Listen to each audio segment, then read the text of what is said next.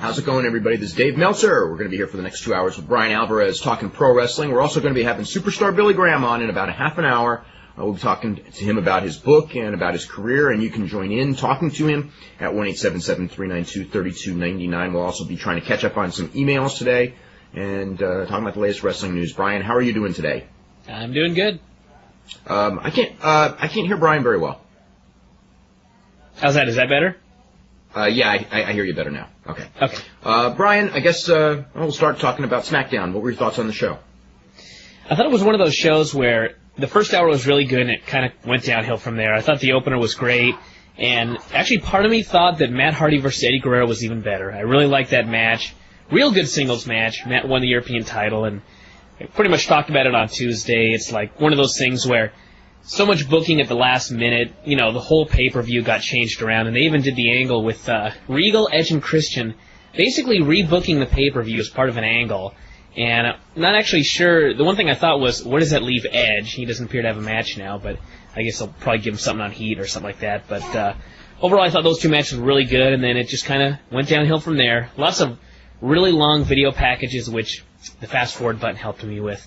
But I don't know. I can't imagine watching the show, you know, live and having to sit through all those video packages, because it's one of those things where even watching them in fast-forward, they just take forever. It didn't seem like they had... I sensed the same thing, you know, and I ended up watching it on tape as well and hit the fast forward through most of those video packages. They gave the first match, they gave a little over 10 minutes. They gave almost 11 minutes to the first match, which is totally unusual, and it's pretty clear that they reacted to the criticism from the night before when they only gave those same four guys 2 minutes, and it was like, man, we blew it, and we're going to rectify it. And they had a hell of a match, and, you know, Matt Hardy... I like the tag match a lot more than the Matt Hardy-Eddie Guerrero match, but I did think they were both very good matches. Mm-hmm. And, I'd say the show faded, and certainly like at the end, the last half an hour, I don't know. To me, after the first two matches, the most entertaining thing on the show was that thing with Grandmaster Sexay and Steve Blackman. I thought that was a riot. I mean, and you know, I don't know. What did you think of that? Did you like it? It was kind of funny, but I don't know. It didn't do much for me. I don't know, just Blackman and those girls, and I don't know, you know, trying to, you know, I think one of the things I found so funny about it was that, you know, this Chains of Love, they've advertised it like crazy. It's a cheap way to try and promote a show that's doing horribly. Right, but they advertise like crazy to the wrestling audience, you know, figuring like, you know, this is a show that the wrestling audience is going to watch, kind of like, you know, they did with the XFL, and the show, and they advertised it like crazy. I mean, I saw magazine ads, TV ads, like, for that show, and then the show shows up and bombs. And so they're trying, okay, we've got to, you know, it's kind of like now we've got to play catch up. We've got to rebuild this show. So the best thing we're going to do is we're going to ask our friends at the WWF, please do a skit based on Chains of Love. So they were, I'm assuming that they were kind of told to do that, and they actually came up with something. You know, normally when you do that, it's so stupid and so bad, and I just thought that they pulled it off about as funny as you possibly could given the limitations that you were given. You know what I mean? Mm-hmm. So, no main event. The show did a 3.7 rating, which ties its low for the year. That'd be like 2 in the last 3 weeks, right? Because the Triple H Jeff Hardy was 2 weeks ago. Yeah, 2 weeks ago. Yeah. Okay, so they've had 2 3.7s in the last 3 weeks. They had very, very tough competition, but you know what I mean. Mm-hmm. Still a 3.7. I mean, you can blame your competition. I mean, they've had tough competition since February. And, last show before pay-per-view, I'm not that interested in the pay-per-view. It's still, you know, obviously with Kurt Angle and Benoit going 30 minutes, it could be a very good pay-per-view. Main event, you know, I mean, they're not going to have a bad match or anything like that. I don't think they're going to be doing 4.5-star main event like they've done in the past, but, you know. It's just one of those matches where you look at it as like a Raw or a SmackDown main event. You know, why is it headlining a pay-per-view? And, you know, I was watching the show last night, and it's not like Kane is bad, and it's not like Undertaker is bad. You know, it's not like he's bad or anything like that. I mean, he's not as great as some of the guys they have up there, but it's just something about the fact that we've seen these guys for so long. I mean, Undertaker's gimmick is a decade of destruction. He's been around 10 years, and he's still headlining pay-per-views when there's so many really good, great young guys underneath that, you know, I don't mind it so much for this pay-per-view, but they just gotta start moving forward and bringing guys up. I think we said that every show. On every show. You know, the one thing. I I mean, when it comes to this thing of bringing guys up and everything, you know, Undertaker gets a big pop, and he's a superstar to the fans. So it's not like I say that the Undertaker should be moved down. I think he should be in a certain position, which is that position kind of near the top, as kind of like the legend, and maybe even headline 1 or 2 pay-per-views a year. But he shouldn't be the guy who the young guys job to. I mean, he should be the guy who, when he faces the young guys, he should be putting them over. But his name is so strong that he can do 4 or 5 jobs during the year and still get one big win on a pay-per-view and then challenge for the title. I mean, there's a way of doing this where you're constantly elevating new guys. You don't kill your top guy, but you know they do jobs to the younger guys at the same time. I mean, I think that even with New Japan with Riki Choshu as booker and everything like that, he's done a good job because he's done so many jobs for people all year. But he's also won key matches at times. And whenever there's a match where you kind of need Riki Choshu in some like match with, whether it's interpromotional or something like that, he's still Riki Choshu. They haven't beaten him and they haven't killed him. But, he puts over Kojima and Tenzan and those guys in tag matches and helps elevate the guys. And whereas Undertaker and Triple H, not that Triple H is old because he's not, but it's one of those things where, they can lose 3-4 times and they're still going to be top. And, anyway.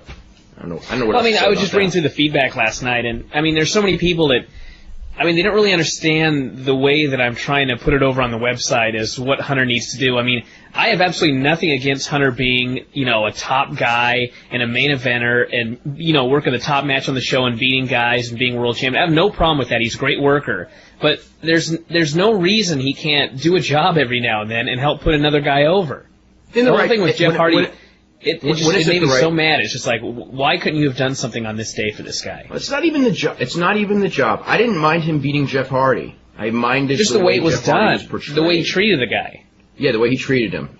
So I will say one thing. I was reading the feedback and everything. One thing that I do disagree with you on, because I talked to a lot of guys there. Believe me, nobody publicly is going to come on this show or go on the internet and say, because it's suicide. It's suicide to complain about booking in WWF. If you're a wrestler, it just, you don't do it. The guys are smart enough. They're not going to do it. Privately, those guys, not all of them, but a lot of them, everyone knows the game. It's not like they don't see it. They see it too. Mm-hmm. Yeah. It's just that, what are you going to do? Go on, what are you going to do? Do an internet thing? Go, Hunter's keeping me down. It's like, what happens to you then? Then you're going to be down forever. And then everyone knows it. Everyone knows how it's played. You don't complain. You don't complain in that company too publicly about much of anything, or if you do, you're going to end up, especially now, you just don't do it. Yeah. Let me just see. There's over in Japan, All Japan and New Japan are actually, after killing the feud, they are now trying to draw with the feud. I love that. They're June the 6th and June the 8th. Both companies are going to be running Budokan shows based on the promotion versus promotion gimmick. On June the 6th, New Japan's going to be doing a best of 5.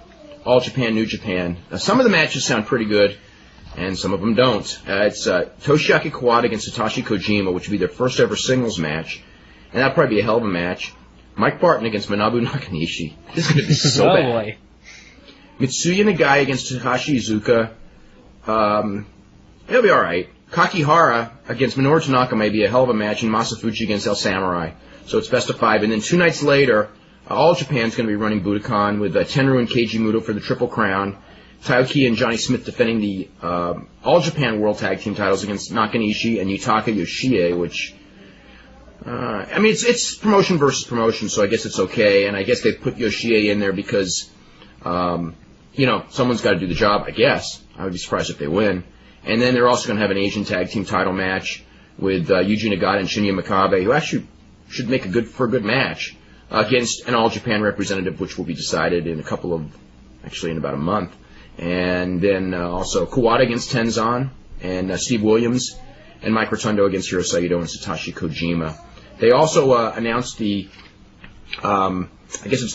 brackets, not the brackets, but the groups for the Super Junior tournament, which will take place May the 18th through June the 4th in New Japan. One tournament, and the rules of the tournament is that everyone in the block wrestles each other, so there's 6 guys in each block, so there's going to be 5 matches, which means that everyone's going to be like 3-2, and they're going to have to do playoffs and things like that. But one group is going to be Jushin Liger, El Samurai, Silver King, Chris Candido, Grand Naniwa, and Wataru Inoue. And the other group will be Minoru Tanaka, Akira, Dr. Wagner Jr., Shocker, Shinya Makabe, and Katsuyori Shibata, which is actually a pretty damn good block. And then the two winners face June 4th in Osaka for the championship. And Kendo Kashin is out of the tournament because they want him to take time off to train for Ryan Gracie. Which you better take a lot of time off. He's going to be taking a lot of time off after the fight, too, I got a feeling. Not a good idea. Anything on the Stern thing this morning? I mean, they were at WWF New York. They had the boxing match. I could just imagine what a boxing match with two out-of-shape guys for 5 rounds must look like. Yeah. But Hunter Hearst Helmsley, Triple H was there. Steve Austin was there. Iron Sheik was there, I guess, cutting nonsensical promos. Wow. What else did you hear about that thing? Or did you hear anything? That was pretty much it. Yeah. Just that it aired on like the big, like on the Times Square Delia Bob or something like that. Yeah, the big screen, which is actually right by the studios. Yeah, it's good exposure because there's a zillion people walking around that part of Manhattan any time of the day or night. And it's when does it air on television? I think does it air tonight or tomorrow? I think maybe tomorrow night. Saturday. What? It airs tomorrow night. It goes on Saturday on the Howard Stern radio show. Okay, so that's the deal. And there's something else going on Saturday. There's a television thing. No, that's not it. No, the Lionel Tate thing's on Monday, right? Mm-hmm. Yeah. Okay. Court TV. Okay. Any other news before we start on the emails? That's about it. Okay. Did you ever see Vince on Howard Stern? Well, that was the TV show that was wasn't that the radio show from a long time ago? I just got a tape of it the other day and I haven't watched it yet. But no, have you seen it? I haven't seen it, but it was the radio interview that he did several weeks ago. Okay. So it's not anything. It's not like there's anything new. Nothing groundbreaking. No, Howard talks to him. He gives him like really bad ideas of what to do for the XFL. Oh, that's right. I remember. And Vince acts like they're good ideas, things like that. Wasn't that the Survivor XFL idea? Yes, that was the Survivor XFL idea. Yeah. Okay. And Vince goes, "Hey, that sounds like a good idea." It's like, well, I guess he has to say that because he wants to be back on the show at some point. That's the one thing that, like, when I've been on shows and someone says that stuff, and I just like criticize the host, and I should think better and just go, you know what? I just will never be on the show again. Who had the idea about the holes in the field where people would jump out of and go after the players? Like there were foxholes in the field or something like that. Someone came up with that idea. I can't remember who that was. Sounds like a good idea to me. Yeah, that's not a good one either. What was it? I was on a radio show this morning and in Sacramento, and this was quite bizarre. It was mainly a comedy show, and it's like the Mancast show. Nothing said on that show is meant to be taken seriously. However, with the host of the show, no, I didn't say anything stupid. Don't worry. I'm not. But the host of the show was in Syracuse, New York, in the bar the night of the incident with Shawn Michaels, and he gave me a description of it. What? How about that? What did he say? Yeah. He said that 3 wrestlers were really lit up and making a scene, and despite what came out on television, the fight involved 3 military guys and not 9. So, which actually, you've heard that one before too, because I remember the first time. a long time ago. I heard that was reading it in your newsletter. Mm-hmm. And it was from one of the guys involved in it, as I recall. Not on the wrestler side. Now, I heard from the guys on the wrestler side. Is going to grow through the years. Yeah, it was 9 to 11 at some point. 90-men attacked a sleeping Shawn Michaels. Smashed his head against the door, and nothing had happened in the bar, and anyway. Still, if anybody wants to say anything negative about Shawn Michaels, just look at the Ken Shamrock story with 2 men. Oh, no. There's really no disgrace in being beaten up by 3 military guys. It's 3 guys to 1. Well, I heard it was only 1 guy, and the other 2 were. Plus, Michaels was drunk. Wasn't he passed out? Didn't they say he was asleep in the car and they dragged him out or something like that? Well, they opened the door, smashed his head in the door, which doesn't help, and then they pounded him. Yeah. Hey, let's face it. When you're asleep, and the other guy gets the first punch in, you're not too many guys are gonna get comebacks from that one. Mm-hmm. So no, I mean it's not like we're trying to say he's not tough or anything like that. Let's see. Let's go to some emails here. This is from Kenny, who goes, I was wondering your opinion on some of the promotions in Japan, like Tori Human, Michinoku Pro, and Big Japan. I enjoy Toriuman a lot. Michinoku Pro, I used to really like a lot. Now, I don't know. Sometimes it's really good, but it's okay. It's Lucha Libre style. They're both Lucha Libre style. Toriuman, the guys are younger, newer, and crisper overall, I think. Big Japan is, total garbage style. But it's worked for them ever since the CZW deal because their crowds are up. I mean, I watch the Samurai TV News, and you can see like the real crowds. And they get several hundred people at these shows, and the crowds are very into the shows that they get. With the gruesome stuff, but that's where all that stuff with the fluorescent light tubing comes in, and I mean, I guess I understand it, but I don't really want to understand it. I'm glad you do. No, I mean, I understand why the guys do it, because guys will go to any lengths to be stars and do it, or some guys will, obviously, and entertain the audience, but in a million years, I would never do stuff like that. I think it's completely stupid. Some of that stuff I saw on the last CCW, it's just like, when I watch it, it doesn't get me mad. It gets me so ungodly sad watching it. Mm-hmm. Like, watching these guys, do this for perceived glory, that all those fans, when they go home, they really don't care about it. You know what I mean? It's kind of like watching you just see so mutilation. many of it that you just, first off, you get desensitized to it, and then second off, when there's, when you get hit by a light tube or a chair or something 50,000 times during a match, all people remember is that guy got hit many times. It's not like you build up for something like, the whole thing with Mick Foley that a lot of guys understand is Mick Foley didn't just, kill himself, throughout the match. It was like he set everything up.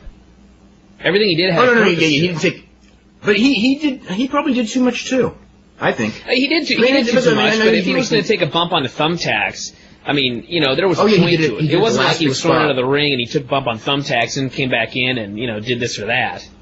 Yeah. Even in the old Japanese matches that I remember watching when this stuff sort of got popular in the early 90s, where they would be like the barbed wire and things like that. They really built falling into that barbed wire. Like they would have these things where, you would tease going into the barbed wire for like 8 minutes and nobody would touch it, and then finally somebody hits the barbed wire and the explosions go off. And, And it became memorable. And, hey, the original stuff, like, Onita, Terry Funk. Onita, Terry Funk was a legendary match at the time. But, once you've seen it so much, it's like, and then these guys that you don't know are doing it, and they're doing so much of it that, then they're not building to the one thing. It, obviously it doesn't draw what it did at the beginning. Well, and everything's going to be like that. The first time is always the biggest. I remember hearing Shawn Michaels wrestled about a year ago in the TWA. How did his body, and particularly his back, hold up after the match? He didn't take any bumps, did he, Brian? From what you heard in that match? No major bumps. I think he took a couple of rolling falls or something like that.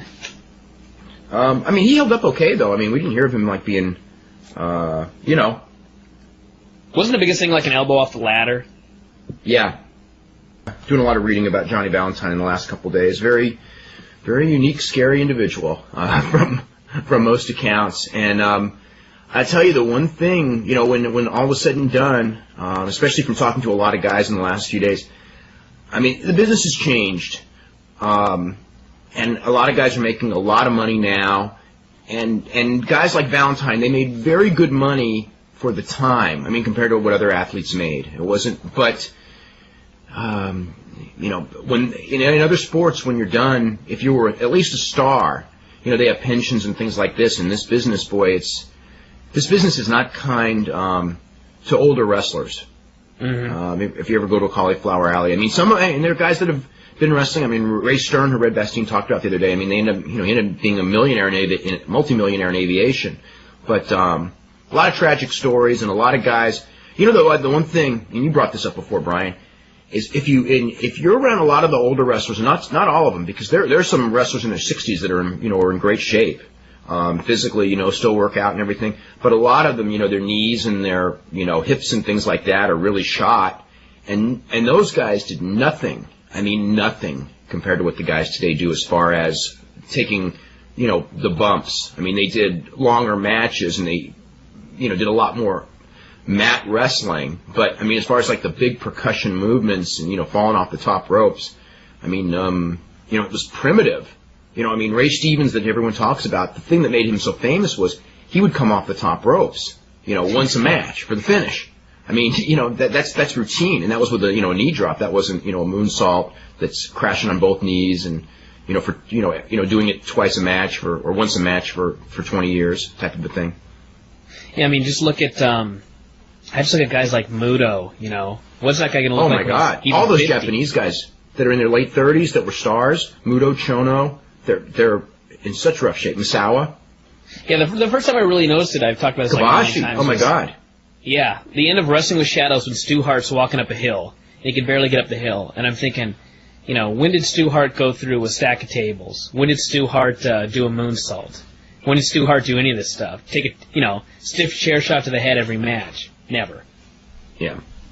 Yeah, that's right. This is from Sandeep, who says, how are most people referred to backstage? Would people call Shawn Michaels Shawn, or would they call him Michael, since his real name is Michael? Actually, they would, almost everyone, I think with no exceptions, would call him Shawn. We've talked about this before. Generally speaking, most of the time, when you talk to guys, in wrestling, they kind of morph into their wrestling name as opposed to their, you know, real name. Some not in every case, but in a lot of cases. Let's see. What has happened to a lot of the guys from World Class, like Mark Lawrence, Bill Mercer, and Bronco Lubitsch? Bill Mercer, I know, is working in at one of the colleges up there. I think North Texas State. Maybe doing like sports announcing, working in the sports information department. Maybe. Mark Lawrence, I don't know. Bronco Lubitsch, I don't know what happened to Bronco Lubitsch. Do you expect any WCW wrestler involvement in the Shane Big Show match on Sunday? It's a big rumor going around. I don't know. So I guess that's what I'll say. I don't know. I haven't asked. I haven't heard, you know, specifically of guys going. I think it would make perfect sense to do it. I think it'd be a great time to introduce someone. But it'd have to be a key person, which means they'd have to, you know, I mean, it'd have to be a Booker T or a Scott Steiner or a Ric Flair, because if it's Sean O'Hare or one of those guys that are under contract, or even Lance Storm, I think that the impact would be less. But, you know, we'll see. Is Billy up? Let's get to superstar Billy Graham. Billy, how you doing today? Hey, Dave Meltzer. I'm doing good, buddy. How are you? Hey, I'm doing really good. It's good to hear your voice. We've been doing the email thing lately. Yeah, well, that's how it goes in these days of technology. You know, nobody ever talks to anybody anymore. They email. There's no more voices. They're just words going through space. You know, a lot of people know this and a lot of people don't, but, you know, Billy has been working on a book, like everybody in wrestling, and I've been really interested in the last couple of chapters. You know, it's actually you're about, what did I say, you're midway through your career right about now? Yeah, actually, probably by now, since you received the last chapter, I've got 3 more under my belt. I'm into the dreaded kung fu. Oh boy. Which I really don't like to talk about, and I even hate words writing about. The kung fu You didn't spend period. 3 chapters on it, did you? Huh? You didn't spend 3 chapters on it, did you? No, I didn't. I chronicled very concise. Well, from a personal standpoint, though, that was one of the. I mean, it had to be one of the toughest periods of your career. Yeah, it was, and it just goes to prove the old saying, the old adage, or whatever it is, that people coined the phrase, never, you know, if you got a thing going, never change a good thing that you got going. You know, whatever it is you got going, don't change it if it doesn't make sense. If it's not broken. Yeah, don't fix it when it's not broken. That's it. And but when I stayed out for about 2.5 years there after I dropped the strap to Bruno, that happened in 78, February 20th, 78. Well, that really took, and I go through this in my book. That really took a lot out of me, because I was, even though that was the deal set a year before with Vince Sr. and myself, that Backlund was going, in fact, to take that strap on or around February, March, 78. I was so over. All it would have took would have been a switch with Ivan Koloff turning on me and letting me juice and carry me out, and they could have fed me Monster Heels, turned me a baby face, and fed me Monster Heels like they did Bruno. So it really, it's kind of odd that we bring that up now, but that was really almost like a sign of mourning to me in the business, wearing black and shaving my head and coming back as a different person almost. The fans in Philly never believed it was me. Well, that was my son's fault. They thought it was this isn't Superstar Billy Graham, shaved head, black mustache, black karate pants, and by that time I started losing a lot of weight. I was heavily into drugs, and I didn't even resemble the person that had left the spectrum 3 years before, and fans just didn't believe it was me. And but there I was.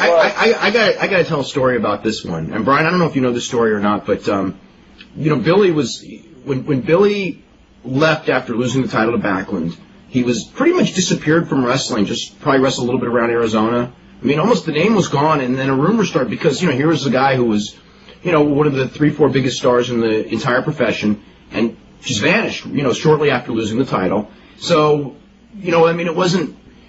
So the rumors were that because you were gone, it was remember the Paul McCartney rumors from years earlier that Billy Graham had cancer and then that Billy Graham had died, and nobody could ever confirm it, but it was like this story that everyone would ask about, and this was before we had any communication in this industry whatsoever. And I wasn't as into it as I would have been years later, but I heard the rumors. I didn't know if they were true, and people would always basically deny it, and then. In the Philadelphia newspaper, was it the Old Inquirer or something? Yeah, the legit Inquirer. Yeah, but it was the daily newspaper in Philadelphia. Gorilla Monsoon would do a wrestling column. I think I remember this. And Gorilla Monsoon wrote the obituary for Billy Graham passed away at the age of whatever from cancer, and so about and he was still alive, and I think. When he found out, he wrote Gorilla a letter and go, "Hey, I'm still alive," and Gorilla never printed a retraction. That's right, they never did the retraction. Never did the retraction. So to this day, do they still consider you dead? I'm wondering if, like how they always go through clips, news story clips. So if there's been so anyway, when Billy came back, in New York and all those cities because of the rep that he had from before, more because of the rep he had from before. When you came back to challenge Backlund. Sellout after sellout, but in Philadelphia, those people thought that it was he had a different look, but it was still Billy Graham in New York. In Philadelphia, it was not. It was not, and the fans didn't buy it. Oddly enough, I didn't write Gorilla Monsoon. I called the man in Willingboro, his home. I said, Gorilla, this is the superstar, brother. I'm alive and well. I said. This is even a funnier part of the story. I said, man, you got to print a retraction. Even if you stick it at the last page at the bottom where you usually do, put something in there. I'm still alive and well. I said, who told you I was dead anyway?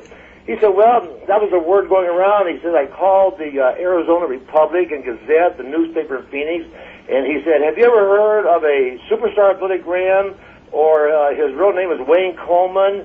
And yes, they said we've heard of him in the sports department talking now. And can you tell me if he's alive or dead? And they said, no, we can't. We can't.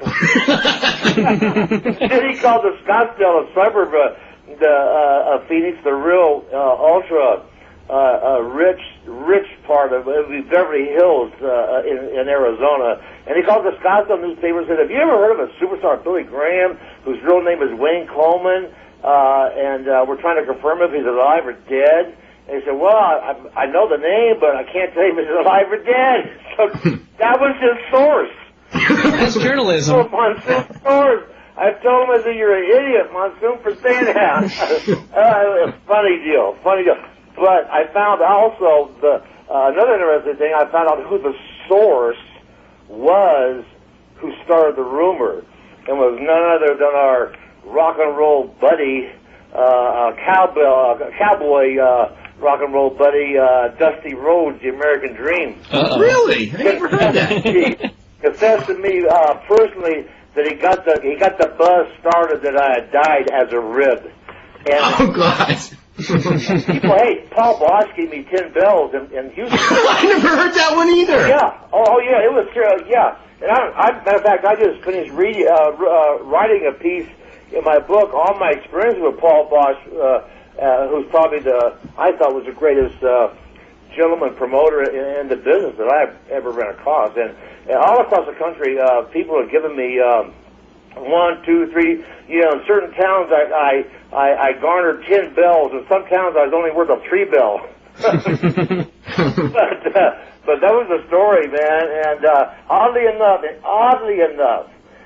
when I came back and I had that look, that karate look, and the shaved head, I was real tan. I was tanning all summer, coming out here in the desert, getting ready for that. I believe it was October. First of October was my first shot with Backlund in the garden, and man, I was tan. And I was really in good shape. I dropped some body weight and got cut up and pretty ripped, so I looked decent at that time. And for some reason, the New York market fans bought it. They bought the fact that I guess the superstar name was strong enough in the New York market that they bought it, and we had 3 straight sellouts. And it was one of the sellouts, Dave, and I'll pass this along to all your listeners. It was a gruesome. It was the first time I ever had to do this in pro wrestling. We're in the Hills locker room. Vince always took the baby faces. Vince Senior always took the baby faces over to the Hills locker room to go over the finishes and talk over the finishes and get everything straight. You know, it's easier to get baby faces over than to get heels over. You know, so. He said, well, Billy, we're going to stop the match on blood tonight. You know, we're going to use the blood gimmick, too much blood. Well, I thought he was talking about me. You know, I'm the bleeder. You know, I was the bleeder. And he says, but we have one problem. Backlund has never cut himself. So you had to cut him? Oh, my God. I said, what? Well, I said, well, yeah, he does have a pretty clean-looking forehead there. And he said, you're going to have to cut Backlund's head for him for the finish. And you're going to have to get enough juice. So, because there were some matches in the garden that were stopped on juice that were juice. I mean, you know, I was in some of them. So you had to bleed a lot for the garden to stop the match. So there we go, into the finish. I throw Backlund outside. I'll never forget it, Dave. I threw him outside the ring for the finish. And he was up against the ring apron with his back to the rows of seats, to the fans, and I was on my hands and knees hovering over Bob Backlund, and I uncovered my blade, and I dug into his forehead and went across. It was just like a gruesome feeling, and he got up, and I could tell there wasn't enough blood, you know, and so I said, do this, Backlund, but I'm going to have to cut your head again. Get back down, go back outside. So I knocked him outside. Boom, I cut his head again. I could never stab anybody, I tell you. Not after that experience of feeling another human being's skin just rip apart, you know, just like, oh, man. But that was really kind of a funny story along with that. It's good that Billy Robinson didn't know that you actually couldn't do it. Yes, that's right. Billy Robinson knew good and well I could do it. I want to start with James in Kentucky. James, you're first up with Billy. How you doing? Hey, all right. Doing good. I just want to say you're a real inspiration to me when I'm thinking about getting into the wrestling business, and you're an inspiration to me. Well, thank you very much. I appreciate that. And there's 2 Billy Grahams in this world that I love. Reverend Billy Graham and the superstar Billy Graham. All right. Hey, man, they used to get my, the airline ticket agencies used to get my name mixed up with the Reverend Billy Graham. And when I'd say I'd give them a itinerary for Billy Graham, they would say to me, you mean you're the real Billy Graham? He thought I was the Reverend. But, yeah, well, I appreciate that very much. I certainly do. Hey, Dave? Yes? I got a nickname for you, Dynamite Dave. Okay, cool. Wow. Yeah, write that down, Dave. That's pretty impressive. Y'all have a good weekend. Okay, thanks very much. Bye. Okay, Brian. Billy, I'm sure you know, I was trying to think about this, you know, when before we did the show and everything, and I actually couldn't come up with a period where you would have crossed paths with Johnny Valentine, but just because you were both top guys, I figured at some point you must have. I mean, just when I think about it, I can't place a time where you and him would have been in the same territory.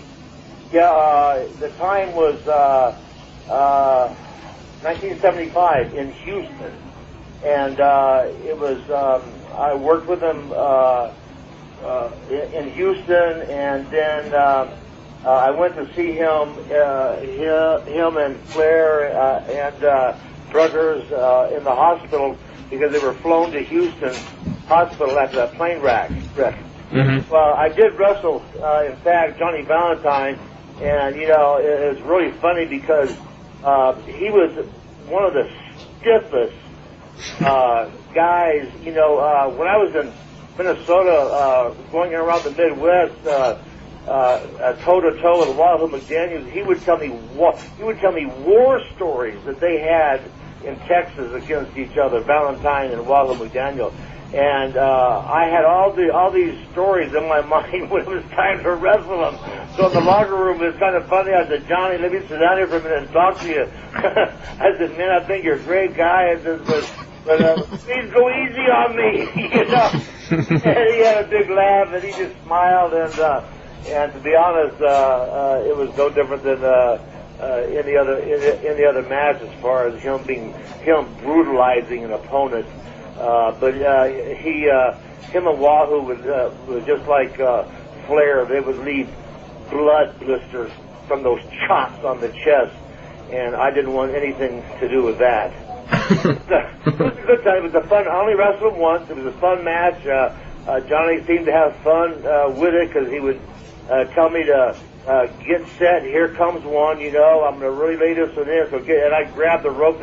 I'd be gripping the ropes with my back in the turnbuckle and frozen in fear, waiting for this crushing forearm to come down. But he never hurt me. You know, he never did. So that's kind of a funny thing. But I did wrestle him one time.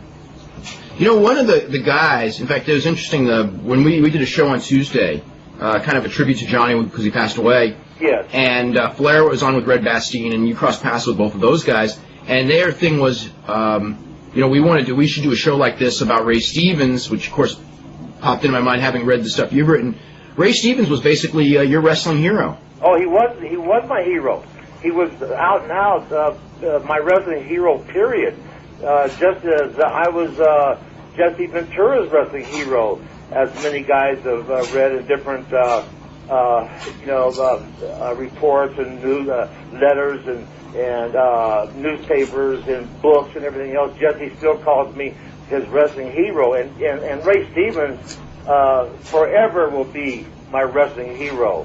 You know, and he just he not only had the superior wrestling knowledge and the timing, you know, everything about the man was unbelievable, but he had really a human side to him. You know, there wasn't a prefabricated wrestler made out of plastic in a ring. He was a real human person, you know, a real guy. And he was, and he always will be my wrestling. It'd be great to do a show on Ray. Yeah, because I'm sure that we're going to do it. We'll try to get like Bockwinkel and Ric Flair, Red Bastien, yourself, some other people, and put that one together, and probably in the next couple of weeks. Oh, that'd be great. That'd be great. Besides writing, what have you been doing, and how close do you follow wrestling? I know that you watch it. I know you watch it a little bit now. I watch it a little bit, not a whole lot, not as much, really. You know, I enjoy it. The guys take tremendous risks, and it's incredibly entertaining. But I think there's too much flesh out there, really, for me. And so I really don't watch as flesh. I mean, you know, as in women. Don't get me wrong, I like women, you know, but I'm married. But I spend, of course, every week, I'll tell you how I do spend at least 2 hours of my time. Do you want to know? Sure. All right. At least every week on Saturdays, I spent at least 2 to 2.5 hours reading the Wrestler Observer newsletter. And I have a very funny story to tell you. It'll just take a second before we take the next caller. In your, matter of fact, I want to congratulate you on your February 12th. I'm one of your guys. I'm one of your fans, Dave, that collect the Observers. I didn't used to do that, but I realized that these were jewels, nuggets of, information, and I started collecting them. So on February 12th, back on February 12th, you did the retirement of Stan Hansen. And I know you remember that because you chronicled his career in a tremendous way. I was really impressed with it, but I just wanted here's a chance for me to correct Dave Meltzer. This is going to be good. But you had no way of really knowing unless you had an eyewitness. Let me read this to you. This is fresh out of your February 12th newsletter on your piece about Stan Hansen retiring. Because Hansen came to the WWW, there's 3 W's again. I put that in my book. That's like a mouthful. You say W forever before you get to the F. and no real reputation and only a few weeks of television build-up and a rush job of trying to create a new superstar and dreaded finisher called the Lariat as a threat to San Martino. The April 26, 1976 first meeting of the two in Madison Square Garden drew 17,493 fans, a low figure for that era. Now, midway through the match, this was the crux of the match, this is where the accident happened. Midway through the match, in executing a simple body slam, Hansen released him early, San Martino. He released him early and dropped him on his head, resulting in San Martino suffering a broken neck. Now, what it was not a simple, ordinary body slam. Just imagine you for a minute, Dave. Just picture yourself, and the listeners and our visitors, just picture yourself for a minute, me in the ring and Dave Meltzer is Bruno San Martino. And I'm beating him, kicking him, and I'm dropping knee drops on him, and I'm getting him ready to set up for a slam. I get up, I throw San Martino across the ropes. He propels back across the ropes towards me, and instead of greeting San Martino with my right arm underneath his crotch and my left arm above his shoulder and lifting him and slamming him, that way protecting him, what I saw, and I saw this because Ivan Koloff and I were on last that night, so I had a chance to watch the match from the curtains just barely 50 feet from the ring. As San Martino approached Hansen, if you can just picture Hansen reaching over to the left, his left arm reaching over to the right side of his body, and his right arm going under his left arm like a scissor. And San Martino ran into that, and he grabbed him and twisted him like he was on a Ferris wheel in some weird, maybe it's a Mexican move, you know, that he saw. But it was a scissor move, and as he twisted him, he squeezed, and they were both so sweaty that he just like a spaghetti slipped straight down on his head. And of course, I'll never forget the moan in the garden. It was like, oh God, it was like so sickening because he landed square on his head, and it was from this unorthodox, twisting, weird body slam that it gave San Martino that broke his neck.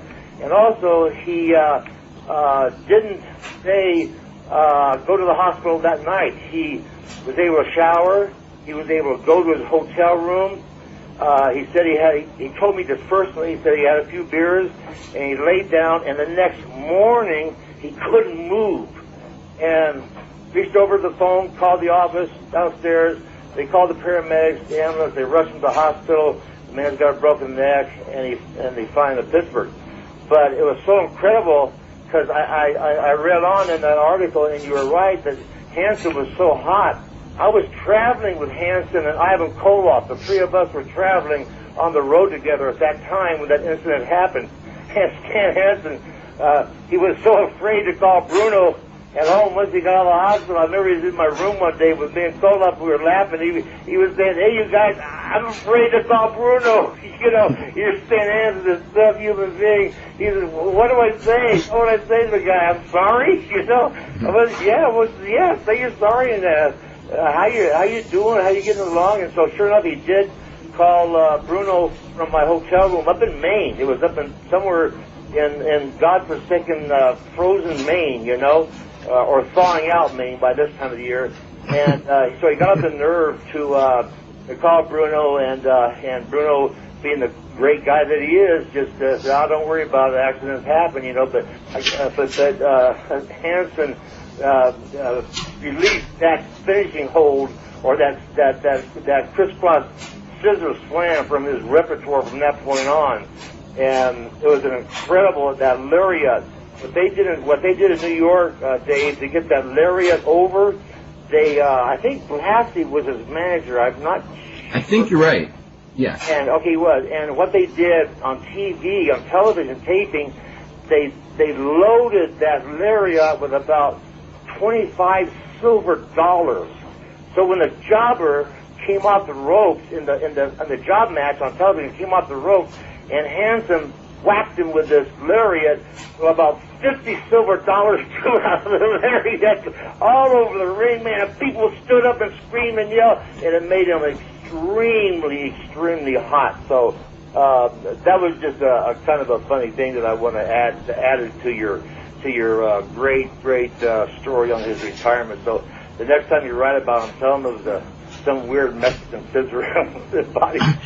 Now, you know, I mean, one of the things, you know, when we talked to Bruno, just a couple days ago, and you know, Bruno has actually never seen that match, although there's film of it, and he has no recollection of the match because I was talking to him because I've actually seen the match. A recollection after the broken neck. No, he remembers being slammed on his head, and that's the last thing he remembers about the match. And I go, yeah, you know what was amazing about that match is, you know, here you had a broken neck, you got up, you made a comeback, you knocked him out of the ring. I think it was like stopped on blood or whatever it was. You know, Bruno lost on blood, but you know, I mean, Bruno made a comeback, and he goes, "I did." And I go, "Yeah, you did." And he goes, "How do you know?" I go, "I've seen the tape." And he just goes, "There's a tape." He goes, "I don't remember anything after being dropped on my head." Yeah, well, that's true in most trauma incidents. People who get shot or people in car wrecks, they remember the point up to the impact and up to the problems of getting injured, and they remember nothing after that, you know. But yeah, the guy wrestled like for another 13 or 14 minutes, maybe 12 minutes longer after he had the broken neck. Yeah. It was just a phenomenal, and he was so lucky, brother. He was so lucky by doing that, because, I mean, I don't know what the exact measurement was before that vertebrae or disc or whatever it was severed his spinal cord, but it was in the milligrams. Oh yeah, he was close to paralysis. Oh yeah, he was real close to being a quad. I mean, he was as close as you could possibly get and not become a quad. Yeah, and he wrestled, was it 7-8 weeks later? Yeah, at the Shea Stadium show. Way too. Anyway, but that was Bruno. He always wanted to do it for the. You know, he was always, even though he hated Vince Jr., he was on good terms with Vince Sr., he seemed to be anyway, but he just came way back too soon for that Shea Stadium show. Our guest today is superstar Billy Graham, who spawned both Jesse Ventura and Hulk Hogan, and many years ago, Scott Steiner. Scott Steiner. Had a lot to say about lately. Scott Steiner, Perry Saturn. Have you seen Perry Saturn on TV lately, Billy? No, I heard though. My webmaster Steve Slagle told me that he's trying to look like you. Goatee or something. What? Two-tone goatee like mine or something. Yeah, the goatee and you know, it's definitely the same physique. Yeah, his physique was a lot better than mine. I tell you that, man. He's this physique. I didn't have the tattoos though. Yeah. One thing. Now, health-wise, you know, you've been through the ringer and then some. I mean, with some, you know, the list is long, and was it 7 hip replacements? Yeah, 6 hip replacements on the left hip, 6 total. That means totally taking the hip, ball and socket out and redoing it. 6 on the left side, 1 on the right side. I've had an ankle fusion where the dead bone in my ankle had to be removed, and there's about 7 or 8 pins in it now, and that ankle is fixed. It doesn't move. It's like a club. So it makes it very hard to get out of chairs and walk, and it throws my agility off. So I've had a ton of orthopedic injuries with the hips and the ankles and my lower back. I've lost probably a good 3 inches in height from all of the hip surgeries, the ankle surgery, and my lower back is also collapsing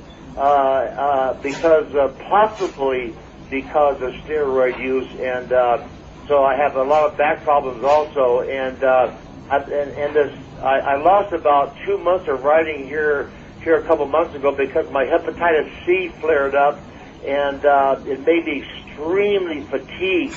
And then the doctor that was giving me the medicine gave me a medicine that was supposed to help the hepatitis C, but in fact I had a reaction to it, and it made me sicker than I was to begin with. So I was just laid up in my bed for about 2 months, trying to get well. So, but other than that, my health is good. I got a stationary bike. I ride it. I'm just trying to lose the weight. So when I get this book out here, when I get this book released, I'm hoping for an October, no later than a mid-October release on my book. That if any opportunities come up to go to a book signing, I'll be able to fly and walk around and meet some fans and sign some books.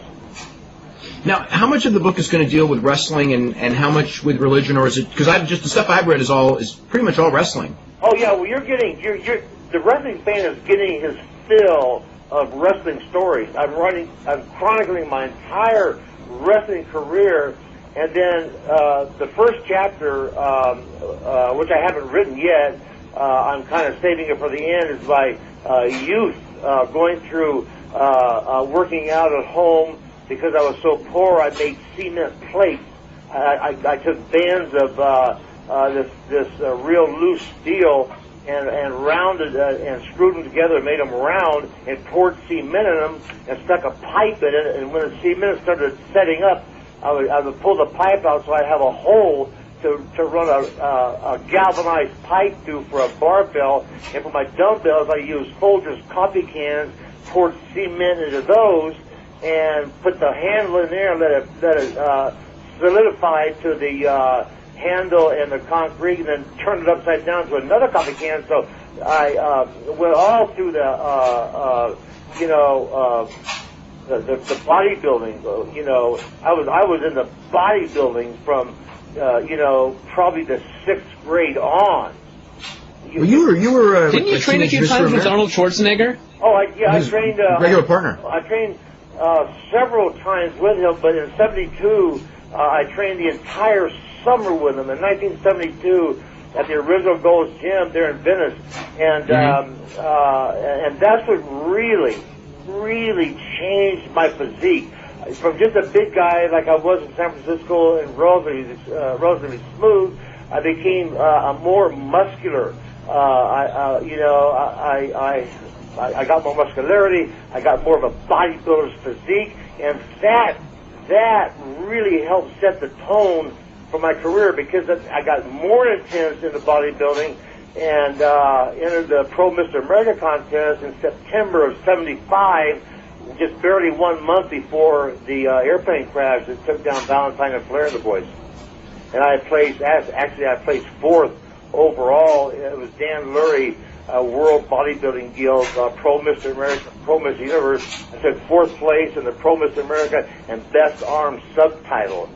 So that was, I really got the bug while I was in Dallas to really bodybuild. And Arnold sparked that. And then, of course, perfect timing, Dave. Right after the Mr. America contest in New York, I had already been contacted by Vince Sr. to start taping in October. So I came in at the best shape I could possibly be into New York, coming in ripped, which I don't think too many people in New York saw very many wrestlers coming in ripped in that era. Yeah, it was a different thing. They had a lot of big guys, but everybody as far as but they didn't have the bodybuilder. Yeah, Ivan Koloff, 5'10" or 11, 300 pounds. You had Gorilla Monsoon. All the monsters were fed to Bruno. But I came in weighing 245 and cut to the bone, not cut as well as I could have if I would have had more time to train. I never did reach my physique potential. I really don't think I ever did, because you have to take time off. You need a year. You just need time, and it doesn't. Wrestling doesn't afford you the time. But I had a special tote bag I carried around with me. I carried a blender with me during this time, this 1976 time in the Madison Square Garden era, New York territory. I carried a blender and protein, and I could pick up a jar of Tang at any supermarket and throw some bananas in it. So I was getting my protein all day long by carrying a blender with me. I had to do it because I was on the road so much. Now, during so what exactly changed when you were training with Arnold? Was it just you were more careful with the nutrition? Was he working out differently than what you'd done? Or? Everything was nutrition. It was low fat, a lot of protein, and it was really, really watching your diet and lifting heavy weights and getting the maximum out of the heavy weights, as most reps, as most steps as you could get out of your exercise, and being consistent. Regularity is the key to any bodybuilder, even today, because you get up at the same time, you work out at the same time, you eat at the same time, you take a nap at the same time every day, you get sun every day at the same time, and leading into the Mr. Olympia, the big time, like Arnold, you work out in the evening at the same time. So everything is like clockwork, and your body adjusts to that clockwork, and it becomes a perfect scenario for a bodybuilder.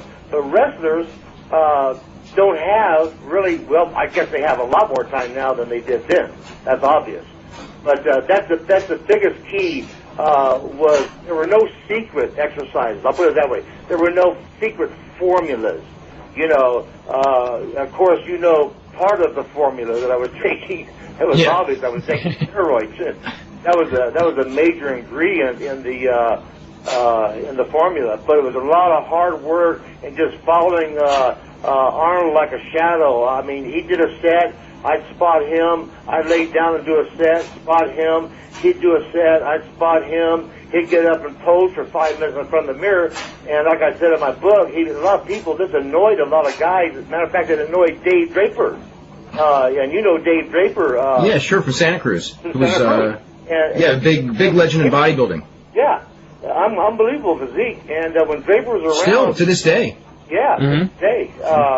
That it really annoyed Draper because of all of Arnold's flexing. But to me, it was like, this is what I really need to be a success in wrestling. I don't need that was really to learn technical moves. I need to know how to pose. That was the gimmick. You went to you went right from training with Arnold to the AWA, and the AWA is where you really hit it big there with Wahoo. Yeah, my glory years took off, man. I mean, I impacted the AWA and see, the AWA in the Midwest was just not ready for me, man. I was so colorful with my tie-dyes and all of my tie-dye shirts and tie-dye tights and the blonde hair and the ripped arms and just no one like me. They'd never seen anybody like me in pro wrestling and the AWA, man. I mean, I just came in and it was effortlessly. I'm not trying to brag about that, but it was such a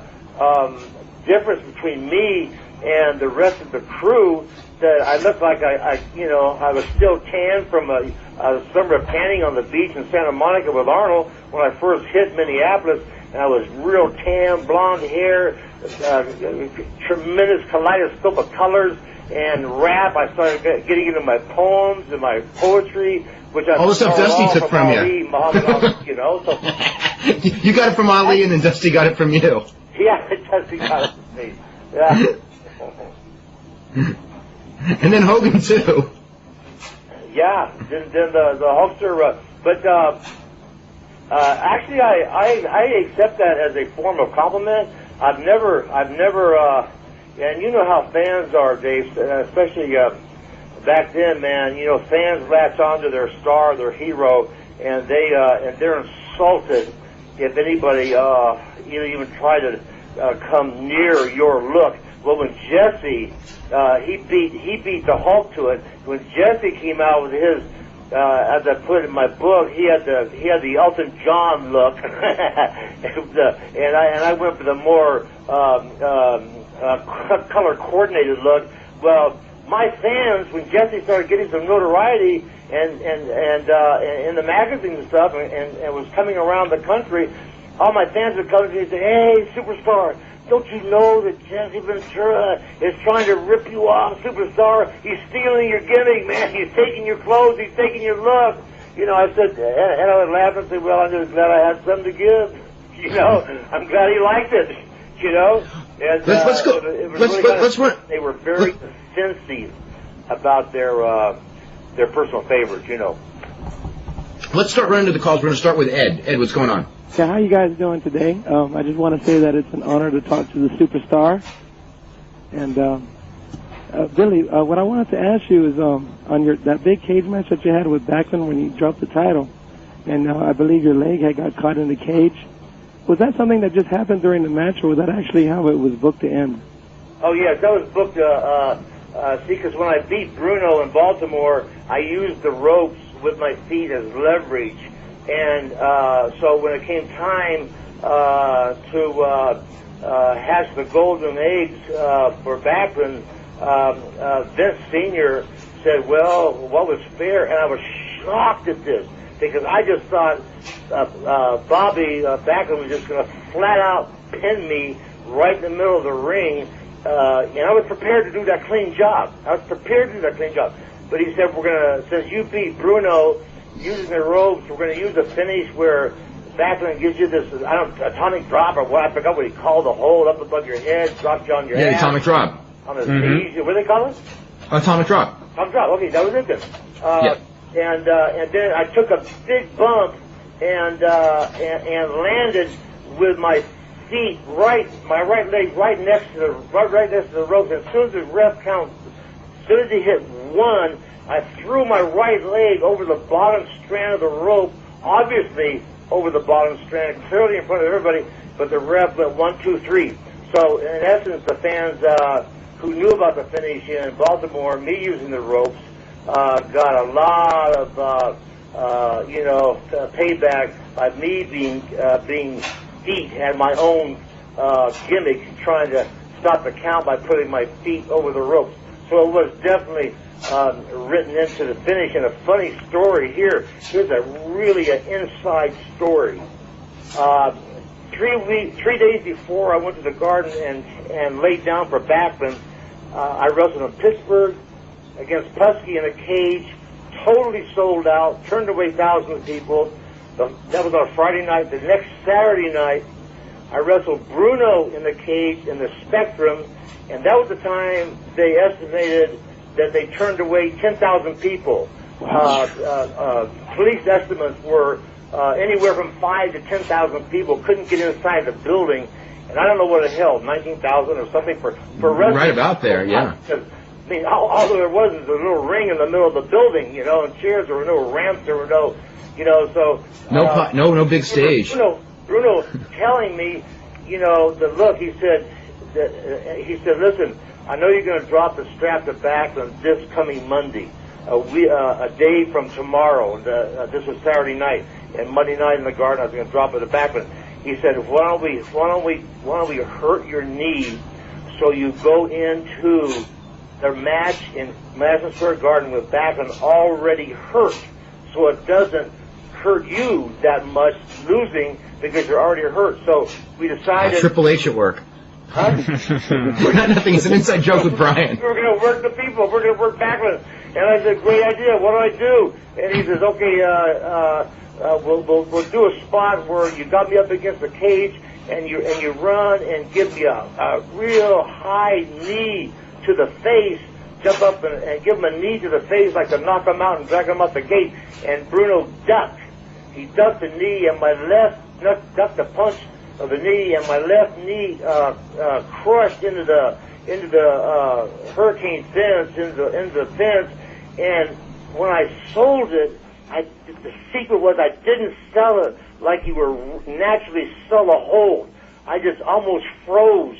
You know, I didn't sell. Oh my God! I didn't beg off. I didn't cower off. I didn't say, don't, Bruno, don't know. I just laid there and I grabbed the referee and said, I think I've broken my kneecap. My kneecap feels like it's torn loose. The patella. I said, man, there's something wrong with me. And he walked over to Bruno and buzzed Bruno, and immediately Bruno went to work on another body part. So the boys who were watching. And the fans who were watching must have, well, especially the boys, we even worked the boys, man. They thought I had a legitimate injury because Bruno didn't go after the knee that was supposedly hurt. So going into the Garden, I come limping in that Monday night to get the belt to Backlund, man. I come limping in, favoring my left knee, and Gorilla Monsoon sees me and he sees you. He's going like, they're trying to pull a work on me and get. Yeah, right. He's gonna say that he's hurt, and we got to put a sub in the main event. Yeah, I almost broke my knee in Philly, working with Bruno in the cage, and Gorilla says, I can fix that. Get up on this table. So I stripped down and put my tights on and left my boots off, and I stood on this table. I had guys help me up on the table, and Bruno proceeded to give me a wrap around that knee like it was a cast. And then they told Backlund, from the second that bell rings, you go after the knee. So it doesn't give me time to walk around the ring with a limp favoring my left knee. So that shows you how it went. That's an interesting story. Okay, I wanted to ask one more thing. Sure. I had heard part of an interview that you did on your website where you had admitted that you had, I believe it was on the Phil Donahue show, that you had lied about Pat Patterson. And I know you had hard feelings with the McMahons and you were angry at the time, but what I wanted to know is why did you pick Patterson to be the one that you had, that you said what you said? I lashed out at? Is he saying, why did I take Patterson to be the... Yeah, the scapegoat? Well, first of all, I was on drugs. Number one, I was on heavy downers and speed at the same time, so my mind didn't know which way it was going. And number two, I was bitter because I had thought Vince McMahon had given me a lifetime job, and even when I was done wrestling, I'd be in the office, I'd be doing something. He told me you'll never have to work for anybody else the rest of your life, and of course all of it never came true. And so the steroid scandal and the sex scandal was red hot, as Dave chronicled in the Observer at that time, and it did cost the WWF money. But I don't know why. I don't know why I singled out Patterson, except that it was such a great lie. Ooh. That I knew it would get a tremendous amount of response. Plus, I felt later on my website when I read a piece on Patterson in my book, I apologized on my website to Pat Patterson for that and acknowledged that I lied on national television about Pat Patterson, that I did not in fact see the incident that I said I saw on the Phil Donahue show. So that's what drugs will do to your mind. And bitterness, too. We've got a bunch of phone calls. I'm going to go through a couple of these emails real quick. The Kung Fu thing, someone's asked about that. Let's see. When you came back, the idea was that you had been gone. The story was you had been gone for a couple of years studying martial arts, and you were like a world martial arts champion. Was that basically it? Shaved your head, totally new look, and that was basically the gist of that Kung Fu gimmick in like what, around 82-ish, I'm guessing. Correct. That's what it was exactly. It was a made-up angle, made-up version, made-up gimmick, and I really believe I did that. I really analyzing it now, and even thinking back then, it was like I was so distraught over not giving a chance, even though Backlund was the guy picked by Vince to go all the way with a belt. I knew without a shadow of a doubt that if Vince Sr. would have turned me babyface as hot as it was, I already had Superstar Billy Graham's cards and post big giant cards and signs and banners all over different arenas around the territory. So I was you were half getting over as a babyface anyway. Oh yeah, I was there. I was literally just an Ivan Koloff turn on me, juice, blood, cheering me out of the ring there. I would have been the hottest babyface. I could have never followed Bruno, of course. There's only one Bruno Sammartino. I could have never followed his success, but I know that I would have been an extremely hot babyface, and it would have been an instant sellout with just heel after heel after heel after heel. So I just, I took a sabbatical. I laid out in the desert. I got a suntan. I worked out a little bit. I started a collections agency on my own, and I made a little bit of money that way. And then came back with I changed my look. I'll be the kung fu fighter, and it was a disaster. The very low point of my career. This is from Garen Shea, who goes, he remembers seeing you in Nashville around 1979. Legend has it you left abruptly when you were asked to job for the infamous George Goulas. Is that a true story? I never heard the story. No, untrue. Untrue story. There during, I think, 80, and only for a few shots. And they actually, Donnie Leibel sent me a program about 2 months ago with a few other programs for some reference for my book. And on one of those programs, I was holding a belt of some kind from that territory. Well, did you hold the CWA world title in that Memphis area? This was... I seem to remember you feuding with a bodybuilder-looking guy named Pat McGinnis, who never really made it big anywhere. Right, good friend of mine. Yeah. Yeah. In that area over like the CWA World Heavyweight title. Right. Yes. Exactly. But my memory is so vague on that. I didn't even realize I had won their version of a world championship title until Donnie Leibel sent me some articles for reference material. I called him back. I said, "You mean tell me?" I said, "Oh my God, I had to be champion of there." It's funny. Let's run to Bob in Houston. Bob, what's going on? It's in Boston, actually. Oh, Boston. I'm sorry. Superstar, it's a real pleasure speaking to you. I watched when you beat Bruno for the belt. I was around 9 or 10 years old. I hated your guts, and by the time you lost the belt, you were my hero. I have a question for you, though. Went to a Boston Garden match where you wrestled Dusty Rhodes Dusty Rhodes wrestled you for the title, and I don't know what the heck happened. Again, I was 10. Maybe I'm not remembering it right. But it looked like Rhodes pinned you, and the referee was like really reluctant to count the 3 count, and did so. And he left. Dusty left the ring with the belt, and then like a few minutes later, they made an announcement that for some reason they gave you the belt back. Am I remembering this properly, or?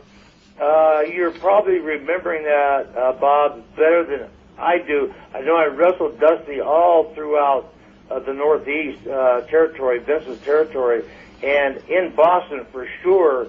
And there was a finish. This might have been the one, but there was a finish, and I have a photo of it. It's on the cover of a magazine that a fan sent me. That Andre the Giant is the referee, reffing Superstar Billy Graham and Dusty Rhodes, and that might have been the deal where they used an angle. And Andre actually reffed the match, and maybe another referee came in and overruled Andre and brought the belt back.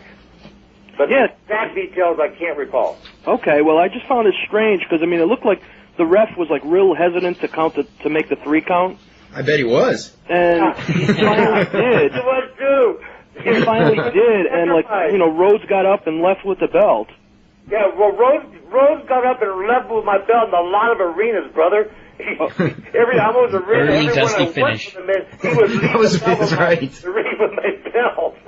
All right, well, best of luck, Superstar, and lots of health. Hey, thanks, Bob. I appreciate that. And Bob, let me ask you something. Since you were watching me about 9, 10, 11 years old, do you remember the net they used to have over the ring in the Boston Gardens? that net that hung over the ring, the net was put there. It looked like a fisherman's net that would go out and fish for tuna, and they hung it over the ring to help protect the wrestlers because of flying chairs and different debris. Really? I remember that. Yes, I do. Yeah, you remember the net over the ring? Yeah. That was for our protection. It was kind of high, though. Boston was. Thanks, Bob. All right, thanks. Okay, let's go to Jason in New Jersey. Jason, what's up? Hey, how you doing? Yeah, I mean, just in terms of the after mags, I mean, I was 9 around 84, and Superstar, just seeing your picture in the, Inside Wrestling or the Wrestler every month, I mean, it scared the crap out of me. Really? I wish I could have. My grandma lived in Florida in Hudson, so I'd go down twice a year and get to see you then at least. But seeing you against Pistol Pez Watley and the Saint and all of them down in Florida. The Saint? Who was the Saint? Oh, I just remember You tell me. I remember. I don't remember the Saint. I mean, it's just vaguely. I don't know. Whatever. You don't remember either, then, Bill? No. He was listed from Cuba. I don't know. I don't know who it was. And he was ranked in the bottom of the top 10 of Florida, like with Dutch Mantel. Okay. But, what's your question, bud? I was just saying how great it was, just see you in those mags. I mean, I didn't get to see much, but just reading about your exploits all those years, it left a big impression on me. Well, thank you very much. Always a good impression. Yeah. I hope you didn't go out and rob a bank because of me. Oh, no. But I also heard the Howard Stern show today with the big boxing match. Oh, how was that? Oh, it was funny as hell. I mean, it was, it's on CBS tomorrow night, and Triple H was great because he was, like his old DX jokes. Like one of the guys was, a crazy cabbie. He's a little ambiguous with his sexuality, so he was 100 pounds over the other guy, Angry Black, and he kept leaning on him. So Triple H was saying he was cuddling him the whole time. He's like all the DX jokes he used to make. What's that joke he made once? I buy a lot of things, but... Oh, yeah, during during King of the Ring. Yeah. Yeah, I don't know, he's like, I wish I didn't say that or something.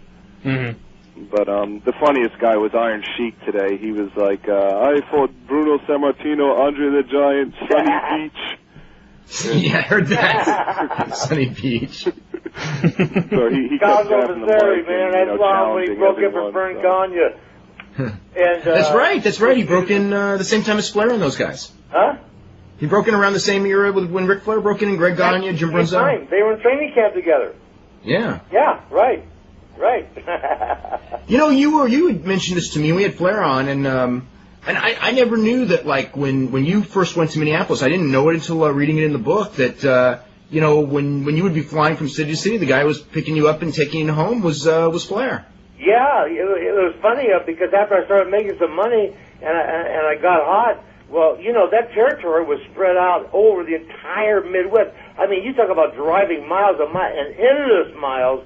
I mean, so when I started making some dollars and bucks, man, I would just get lazy and spend the night and hand Flair the keys to my car and say, take it back to Minneapolis for me with Ivan. Ivan was usually always with us, and him and Ivan would tour on back to Minneapolis, and Ric Flair would be at the Minneapolis airport the next morning with my caddy. I brought a brand new Eldorado Cadillac, man, brand spanking new, and he was always there on time with the same wash, the gas tank filled up, and it was funny. It was funny, and I even had Ric Flair believing that I was one of the real Graham brothers. That Eddie and Jerry were like your real brothers? Huh? That Eddie and Jerry are like real brothers? I told him that. Yeah. And he said, "Wow, that's interesting." Funny. I want to make mention of this real quick because we got an email about this. Mark Lawrence is now, these are the two announcers of World Class back in the early 80s. He's now a Methodist minister, which I actually knew that. And Bill Mercer is doing syndicated radio based out of Dallas that's heard on some AM stations. That's interesting. Billy, before we go to the next call, I want to ask you, how's Valerie doing? Oh, Valerie's in Florida, in Tampa right now. Her brother's very ill, has cancer, and, he's 44 years old, and I'm sorry to say, but the kid is not going to make it, and she's down there helping her sisters and her mom tend to her brother, but other than that, she's doing real good. She's holding up fine. Because I think of her a lot because she's really had a hard life. I mean, because I think it's almost harder on the person you're with than even on yourself when they see someone in so much. Probably it's hard on yourself too with all the pain that you've been through and everything like this over the last what's been 13, 15 years. Married and then, 23 years, brother. Yeah. Yeah, 23 years we've been married. No, but I mean, like from the period from say like the mid '80s when your hips started going and you really started getting the major health problems. Right, and the major drug problems. Yeah, that too. Yeah, she was there helping. Well, that would have actually been going back almost to the beginning. Yeah, really. Yeah. Because I remember when you had one or two overdoses in the late '70s, early '80s, right? Exactly, and two that were recorded that I went to the hospital on and had my stomach pumped. And it was so ironic. This is so weird. At that time frame, Jimmy Snuka was there, and he shot a huge angle with Ray Stevens. We'll talk about that when you do Ray Stevens, a great angle. That was a real famous angle, the one that turned Jimmy Snuka babyface in New York. Oh yeah, absolutely. And but this is so weird, man. We were booked in Worcester, and I left Manhattan about 3:00 in the morning to drive up to Worcester because it was too loud at the hotel. And a lot of noise. Guys were making a ton of noise. I wanted to get some sleep, so I got to Worcester. And on that card, the next night in Worcester, I was booked in the main event with Snuka. And lo and behold, that morning, I drug overdose, and I throw a handful of pills down my throat, and I go across the street to McDonald's and got some hamburgers and egg McMuffins, brought them back to the room, started eating, and my eyes rolled over my head, and I passed out. And Valerie just froze. She was only at the time, a 19, 20-year-old kid, well, a little older at that time, 23, 24, whatever. And she called the desk, down at the desk, and thank God the woman who was on duty was a RN. She was working a motel as a part-time job, and Valerie said she got over my stomach, straddled me, and was beating on my chest, beating and saying, "You're not going to die, you're not going to die, you're going to live, you're going to live." And sure enough, man, she beat the crap out of my chest until the paramedics got there, and that's when I had an out-of-body experience. I saw myself being twisted on a gurney down the stairs, winding my way down the stairs on the gurney, and I never believed in out-of-body experiences until it actually happened to me. Oh, hey, Dave.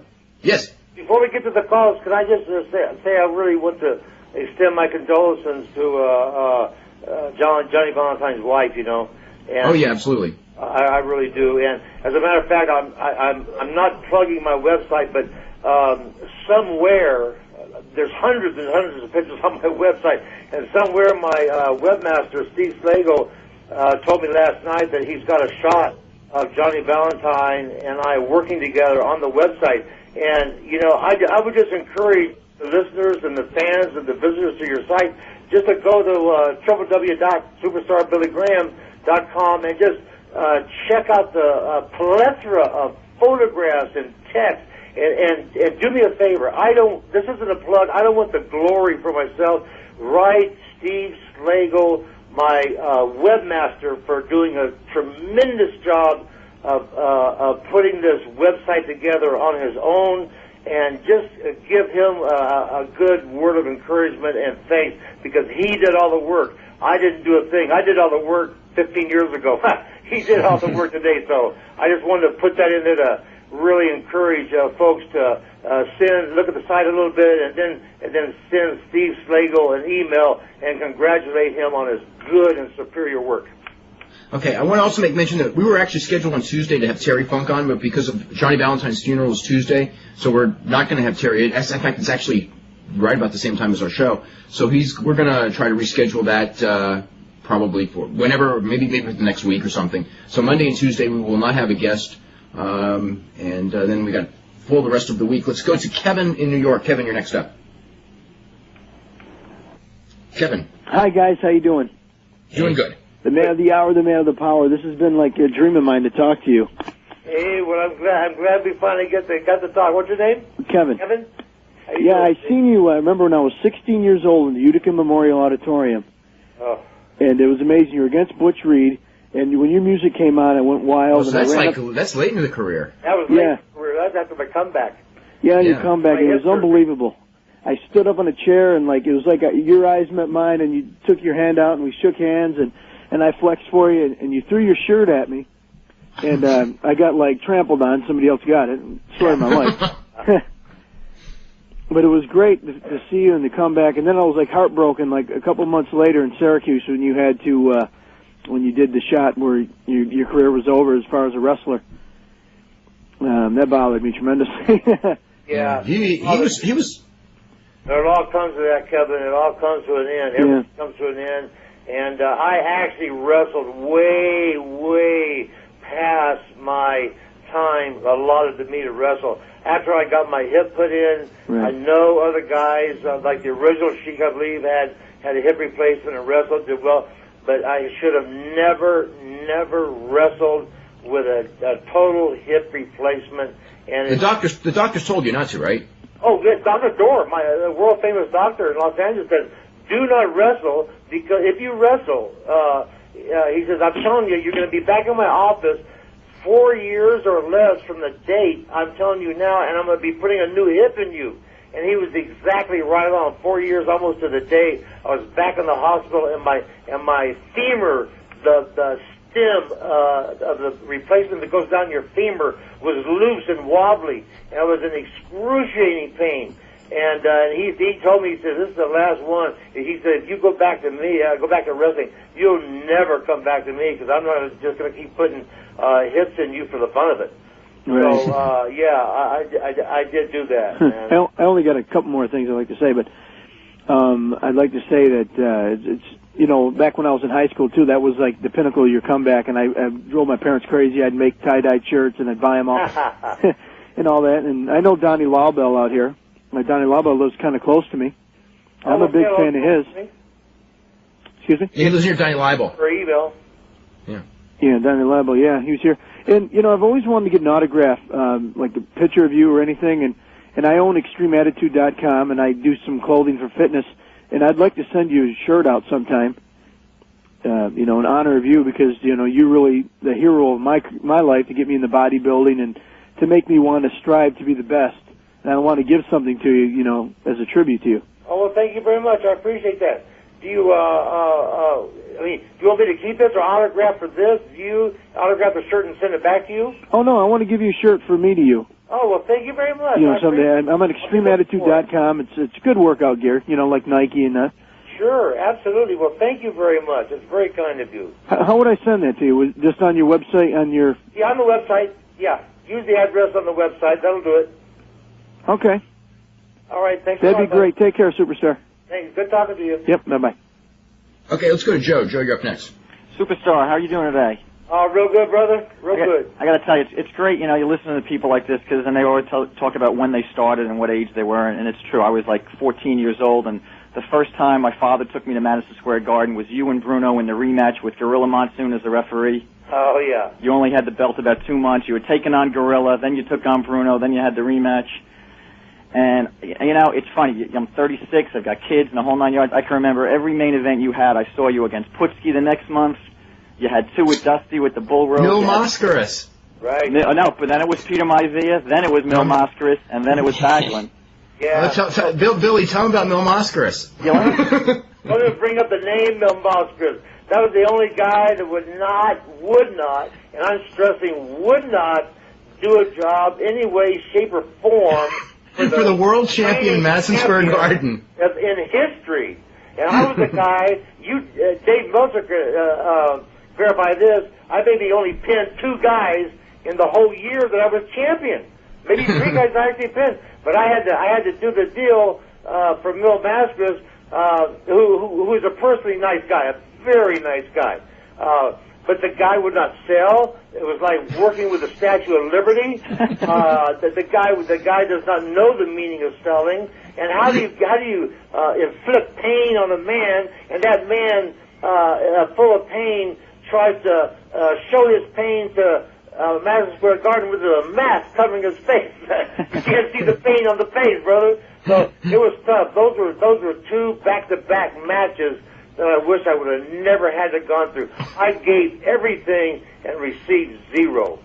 And 1 month later, that's when you dropped it to Backlund. And the month later, I dropped it to Bobby. Now, out of all those other guys, who was your favorite one at the Garden? Because I'm sure the Garden sticks out in your mind. You've had Maivia, you had Dusty, you had Putski, you had Bruno. Oh, yeah. Well, actually, the biggest pop came when we changed the title in Baltimore, and I came back into the Garden as the new champion unknowingly to 99% of the fans in Madison Square Garden that I had already beaten Bruno and taken the belt somewhere else.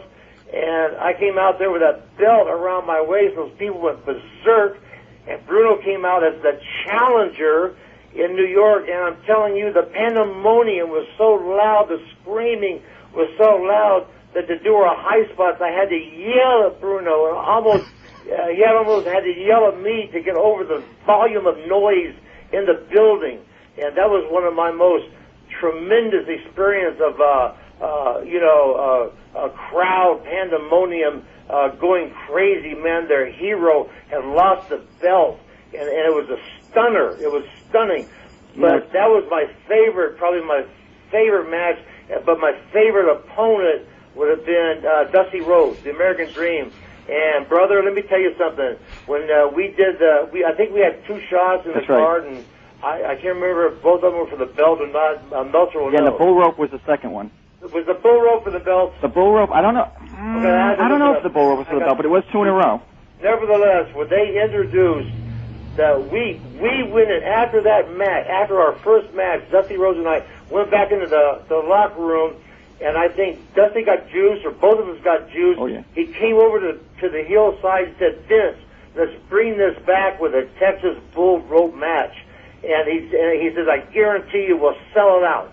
And Vince, right there on the spot, and of course I agreed, right there on the spot, Vince said, "Okay, next month, Texas bull rope match, man, sell out." Incredible. It was a great string. It was a great string that you had there. And the Bruno one, it's funny, I didn't think about it till just now. You talk about, the mainstream media for wrestling in this day and age. I tell you what, when you came back with Bruno, you're right. When it was the Monsoon rematch with the referee, I still have it somewhere buried. Daily News, full page. I'm talking a full page, split in half. It was like tail of the tape with you and Bruno and the whole 9 yards. That the city was absolutely, there was mainstream media. Warner Wolf back in the old days on Channel 7 talking about it, and you guys really did light it up. I tell you what. Oh yeah, let me tell you a quick story because I know we're running out of time, but this has to do with New York. I was always commuting back to Phoenix to thaw out and lay in the sun out in the desert, and my second or third match with Bruno, I left Phoenix, and by the time we got to New York City, JFK was getting ready to shut down. It was a blizzard, snowstorm, ice storm, hurricane, monsoons, everything all in one. And our plane was the last plane to land. Man, they were even closing LaGuardia and Newark down. And I was on top in the Garden, and the headlines in the New York Times or Post or whatever it was the next day said the only game in town, brother, True. At Madison Square Garden. It was pretty. It was something to see. It really was. Superstar, I'm going to let you go. I just want to ask you to do me one favor. Yeah, man. Say it. The man of the hour. Go ahead, say it. Hell yeah, the man of the hour, the man with the power, too sweet to be sour. You are the man. Thank you very much. You have yourself a good. You, man. Take care, buddy. So if you ever want to know where catchphrases started, it was either that one or maybe Buddy Rogers. I'm not sure. What was Buddy Rogers? Was God, I forgot. No, I don't even remember. But I watched some of his stuff, and he had his catchphrases too. Now, did you ever bump into Buddy? Well, I know you met him because I was around you. I was around you with Buddy Rogers once. And Buddy Rogers booked Florida for a while I was down there. A little later on. But he didn't do a very good job. He was the old school, and Florida was definitely high-tech finishes, you know, and it just didn't work out. Let's go to Tom. Tom's in Texas. What's going on? Hi. I believe Buddy Rogers said, like, to a nicer guy, it couldn't have happened to. It couldn't have happened to a nicer guy. That's what he used to say, right? Billy, big fan of yours. I was just wondering, it's pretty late in the show, but I was wondering, did you ever party with Ray Stevens or either him or Andre the Giant? Do you have any stories about him? No, I really wasn't a partier. I really didn't drink. I just took a lot of drugs and... just stayed in your room? You know, pardon me? Did you just stay in your room, or? Yeah, I just more or less, after the matches were over, I became a recluse. And occasionally I'd go down and visit with Andre in New York and eat with him. And he was the only one that you could break the kayfabe rule with. Because everybody loved him, and it didn't matter if you sat down and had dinner with Andre the Giant. But no, I didn't party with any of the guys because I was just kind of a loner, and it just didn't happen, you know. So that just wasn't me. Right. One final question. I was wondering, I believe you said when you were on Donahue, when you were having one of your hip replacements, like the doctor, I think you said it was due to the steroids, like took out like a softball size wad of something? Dead bone. Dead bone, yeah. Dead bone. And that, was that attributed directly to the steroids? Yeah, steroids and trauma. And probably 90% steroids, because I used steroids for a prolonged use of time. I used heavy doses. I used, preparing for the 1975 Mr. America contest, taking 30 Dianabol a day, plus injections. And so it shut off the blood supply to the hips and causes the bone to die. And the doctors actually called this avascular necrosis is the proper name, but they actually call it the death of a bone. Blood supply getting into the bone joint, and it crumbles, man. And that was 25 years ago? 85. So 20 years, 15 years ago? Yeah. Just imagine what people are using today. Oh, yeah, you imagine. Yeah, I know, because I mean, like some it's you know, a lot of the stuff they're using now. I mean, it wasn't even invented in your day. Oh no. Even though some of the stuff in our day was pretty potent stuff, but you know, it's altogether a different story now. You know, Billy, you know, because I know that you're pretty big of a bodybuilding fan. I don't know how big you are of it now, but I mean, just when you go to the newsstands, there are so many guys now that are, you know, like in when the day that we're talking about, you know, the pumping iron days, when, you know, you can mention names like Frank Zane, Ed Corney, and you knew all of these guys, and they all had they all had different physiques, and it was always like you know, you were comparing apples and oranges. Now it seems like there's like 20 guys, and they're all just gigantic, you know what I mean, and ripped. Yeah. And I'm just thinking, like, you know, like, I mean, they're just too huge to be humans. I mean, like, even Arnold Schwarzenegger, you know, couldn't compare just from a size perspective. I mean, in many ways, I think to a general person, I think that most people would think that his physique is more pleasing than these guys that are, you know, 5'9" and 260 ripped, but for the density and everything like that, you know, the stuff that they have now. I mean, it's almost like these, and also I think it's one of the reasons why, you know, bodybuilding is so cultish, because I think the average person no longer can relate to it anymore. Oh, it's too far out there. These guys are so freaky that it defies description, and especially the women. The women. Oh, the women! Oh my God. They're monsters. I feel sorry for these poor women, but you know, they are taking. I don't know what they're taking. I do watch. You ask me if I do. When ESPN comes by or something else, a show comes by, I watch a bodybuilding show. I enjoy it. And but God, the density, the muscle density, and it looks like they're wrapped. All they're wrapped in is a piece of toilet tissue. Their skin is so thin. It's phenomenal. And I don't know what kind of price they're going to have to pay for that. You know, if they pay a price, I don't know. Yeah. We are totally out of time. I want to thank everyone who called in. And, Billy, I want to thank you. And Al's going to be calling you up soon, because we're going to do a show in the next couple of weeks on Ray Stevens. And we'll tell everyone all about I'll learn a lot about Ray Stevens, even though I grew up watching him. But I'm going to be real interested in some of these stories as well. We're going to probably get Bobby Heenan and some people like that on as well. So, Billy, we'll be talking to you soon. Good luck with finishing up your book. I can't wait to read the rest of it. The last thing I read was the AWA stuff, and it was the best chapter so far. Oh, thanks, Ben. Thanks a lot for having me on, Dave. Okay, it was great talking to you. All right, bye-bye. Okay, I want to remind everyone that I want to thank everyone for joining in. We will be back. We'll be talking about Backlash, which will take place Sunday night, here Monday at 5, and catching up on all of the current wrestling news.